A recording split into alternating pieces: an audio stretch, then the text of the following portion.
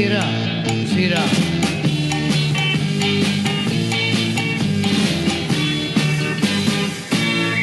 When I was just a little boy, I asked my mother, what will I be? Will I be handsome? Will I be rich? This was what she said to me. Hey, Sarah. How could we forget that, eh? How could we forget it? That was a double-sided hit for my next guest. It was mid-1960s, and Normie Rowe gave us that one. And on the other side, Shaken All Over. It became the most successful single of the 1960s. He had hit after hit in the 1960s until National Service put that career on hold. And he's back at it. He's doing it all over again, about my age, and he's still rocking up there with all of them. Normie Rowe, great to have you back with us. Great to be back, Leigh. Fantastic. And, yeah, I haven't given up. No. Unlike that frog being swallowed by the stork. Yes. There's a great graphic. Never give up. You know, years ago, you'd say our parents were old at the age of 50. That's no longer the case at the age of 70. I think we're still got another 25 years to go. Yeah, I think that horse has bolted. I think it was well and truly bolted when the Rolling Stones kept going out on tour, you know, and Mick's up there at 50 and now 60 and 70. Yeah. Up there rocking them. I mean, he's incredible. He's really, really fit. I think he's got more respect from me than he did in his younger days. Yes. It's amazing. Yeah. He's sensational now, isn't he? Really, really good. And there's so many of us around, and you guys just keep going and going and going. You began your singing career, well, not the career so much, but you were singing in church, weren't you, as a youngster?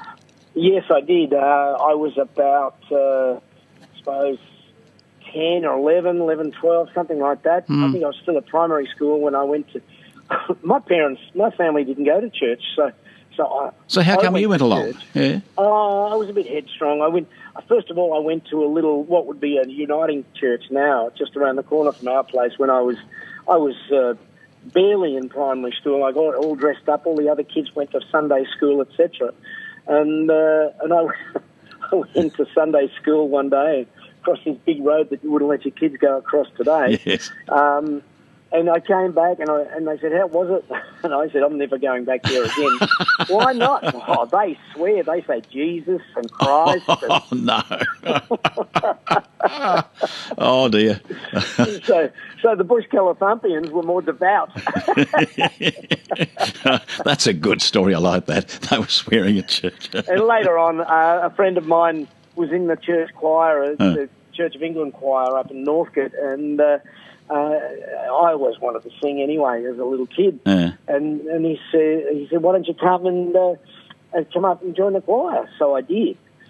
And that's where it I don't know what I learned from it, but I did learn some stuff. And that was your taste of singing to bring you on later on in the 60s? Yeah. Cole Joy, you and I have got a great friend in Cole Joy. I know you were a great fan of his. He influenced your life a little bit? Yeah, well, he was... I love the way that he was, you know, he's clean and he was sort of like had the boy next door in his... But that was nothing to do with it. What it was my sister was in love with him. And if it was good enough for Lois, then it was okay for me. You too, My big sister just loved Cole Joy, so he must have been okay. Well, I first met him in 1966, and a hell of a nice guy. We're still in contact, and a gentleman. Oh, yes. Yeah, and they're great talent, too. Just absolutely. Together. Wonderful raconteur. And the whole family. The whole family is. You don't go to lunch with Cole. You just go and sit down and listen to the stories for 2.5 hours. I bet you would, yeah. It's good fun. Yeah. That school concert at the age of 14, what was that concert? What did you play in that one? Do you remember? God. Oh, no, I was the singer out the front. Oh, you were the lead vocalist? Yes. Okay. Yes. Mm. Yeah, by this time everybody had chosen their instruments and Stan the Man wrote was the compere. That's what I'm leading up to. Concert. Yeah. Yeah, and Lutapano Music School was where we were learning. I was learning guitar there, and the band basically came out of that school, and we were up on the stage singing away. I came off the stage, and he said, "Do you have any aspirations of being a singer?" And I said, "I beg your pardon," because I pretended I didn't hear what he said, but I didn't know what an aspiration was. So, back to church. So he rephrased it to, would you like to be a singer? And I said, that's all I want to do. That's what I dream of.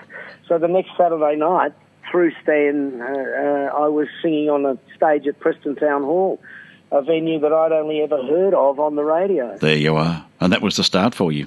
I was 13. Gee.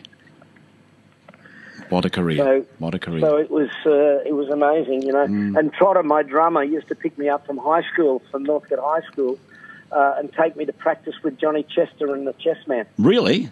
Yeah, it was band practice in those days. Today it's rehearsal. Yeah, of course. But what a life! And of course, it was all rather sad, wasn't it? 1968, 69, when you went off to Vietnam. That was a real halt in the career, wasn't it? Well, it was a real struggle. I'd had all those records one after another. Yeah. We're over in the UK, and we dropped back in, I suppose, an acceptance in the UK because people didn't know who the hell we were, and so we had to do that work all over again. And we were well on the way, and we were recording, you know, we recorded Ooh La La and It's Not Easy and a number of other songs over there. And we were starting to get some traction, and I thought, I'll go back to Australia, do a tour, get some more money, sign my papers, and if I get called up, I'll come back and do the... Well, the minute I signed the papers, they wouldn't let me outside of Australia. There you are. So it was, to me, it was... It was a real disaster, what do you call it,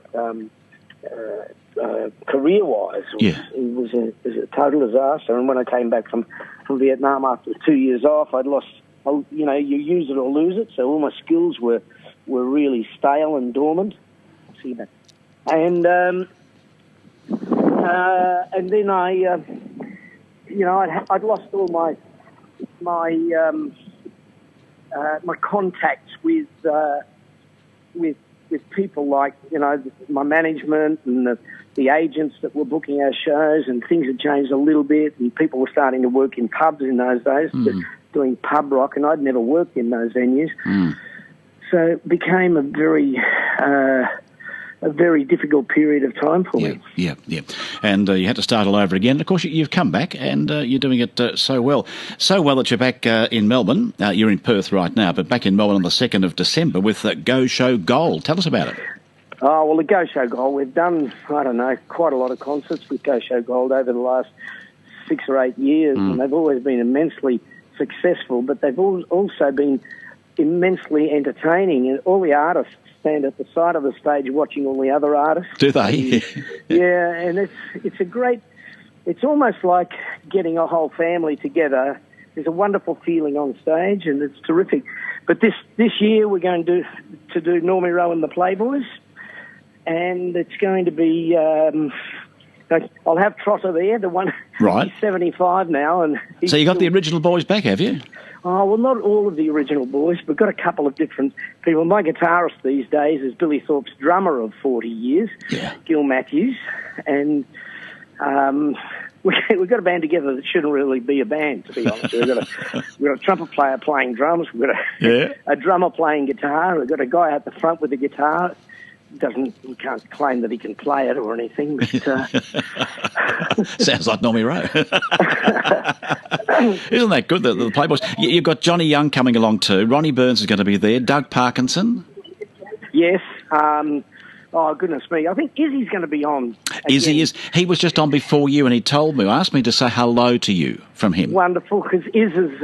he's a good mate, and he's probably the hardest working artist in Australia today. Yeah. Apart from one a fellow called Paul Hogan, not the one from TV. Yeah, but the another other guy. Well, you do some work with Paul Hogan too, don't you?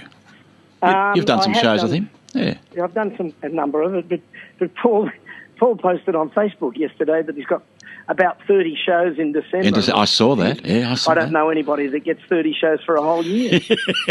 Well, he's got them. I think he's worrying about how he's going to fit them all in now. But he'll do it. Lucky Stars are with you, Ross D. Wiley, Colleen Hewitt and Little Patty, of course. Now, I'll go through all of these briefly. Ross D. Wiley, he'd been out of business for a long time, and we took a fair bit of time to eventually get him on board. Yeah. And now we can't get him off the stage. Good on you, Ross.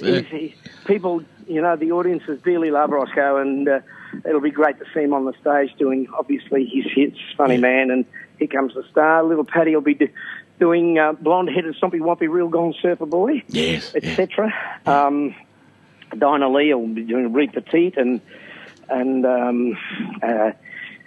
what are the other hits she had? She'll be singing it anyway. Yep. Yep. And then of course, Ronnie will be doing Smiley, and Johnny will be doing all his hits, and it's just a great celebration of the songs of the 60s. You mentioned made famous by the Go Show. You mentioned there the word Smiley, and of course that was a hit for Ronnie Burns, but it was written about you, wasn't it? Yes, it was. And something I didn't find out about until, I think it was about 1993 or 4. I was doing radio in Sydney, and John came in for an interview, and he told the story about Ronnie went to him and said, "I want you to write me a song." And he said, "What about?" He said, "I'd like a song about Vietnam." And he said, I don't know anything about Vietnam other than Normie going. And he said, "Well, why don't you write that?" So he wrote Smiley, and I went, "Oh, wow, thank you very much.